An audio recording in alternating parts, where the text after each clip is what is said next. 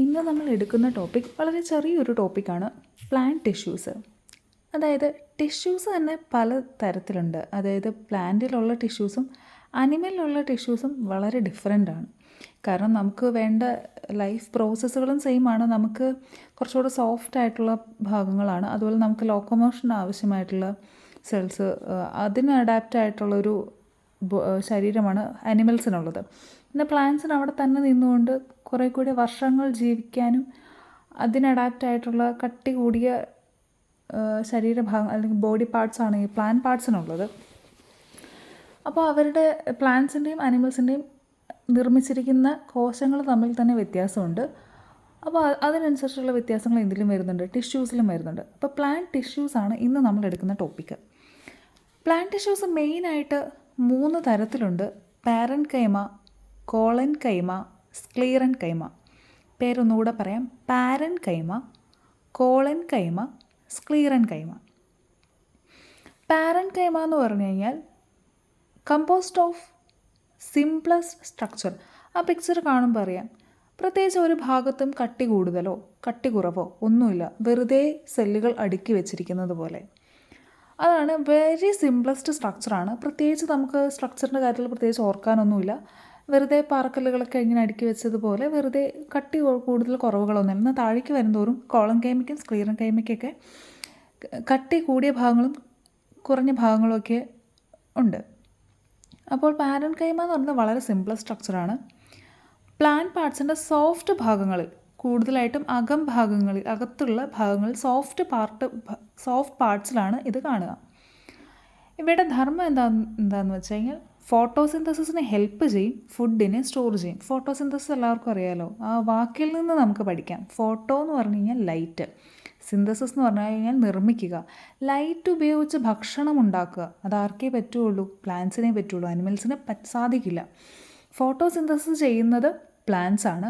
ആ ഫോട്ടോസിന്തസിനെ സഹായിക്കുകയും അങ്ങനെ ഉണ്ടാക്കിയ ഫുഡിനെ എന്ത് ചെയ്യാൻ, സ്റ്റോർ ചെയ്യുകയും ചെയ്യുന്നത് ഏതാണ്? പാരൻകൈമയാണ്. അപ്പോൾ ഈ ഫുഡ് സ്റ്റോർ ചെയ്യുന്നത് കൊണ്ടാണ് നമ്മൾ ആരെ ആശ്രയിക്കുന്നത്? പ്ലാന്റ്സിനെ ആശ്രയിക്കുന്നത്. അപ്പോൾ പാരൻകൈമയുടെ പ്രധാന ധർമ്മം ഫോട്ടോസിന്തസിസ് നടത്തുക, അതിൻ്റെ ഫലമായി ഉണ്ടാകുന്ന ഫുഡിനെ എന്ത് ചെയ്യുക, സ്റ്റോർ ചെയ്ത് വയ്ക്കുക. പിന്നെയുള്ള ടിഷ്യൂ ആണ് കോളൻകൈമ.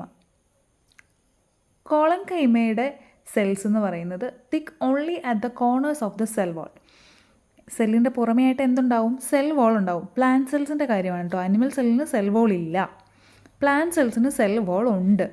സെൽ വോളിൻ്റെ കോർണറുകളിൽ, മൂലകളിൽ കട്ടി കൂടുതലാണ്. ഏതിന്? കോളൻകൈമയ്ക്ക്. കോളൻകൈമ എന്ന് പറയുന്ന ടിഷ്യൂസിൻ്റെ അതിലെ സെൽസിൻ്റെ സെൽ വോളുകളിലെ മൂലകൾക്ക് എന്ത് കൂടുതലാണ്? കട്ടി കൂടുതലാണ്. ഇവയുടെ ധർമ്മം ഫ്ലെക്സിബിലിറ്റി കൊടുക്കുക, പ്ലാന്റ് പാർട്സിനെ സപ്പോർട്ട് ചെയ്യുക. അപ്പോൾ പ്ലാന്റ്സ് ഫ്ലെക്സിബിൾ ആയിട്ടിരിക്കണമെങ്കിൽ ഏത് ടിഷ്യൂ വേണം? കോളൻകൈമ വേണം. കാരണം ഫ്ലെക്സിബിലിറ്റി കൊടുക്കുന്നത് കോളൻകൈമയാണ്. പിന്നെ പ്ലാന്റ് പാർട്സിനെ സപ്പോർട്ട് ചെയ്യുന്നുണ്ട്.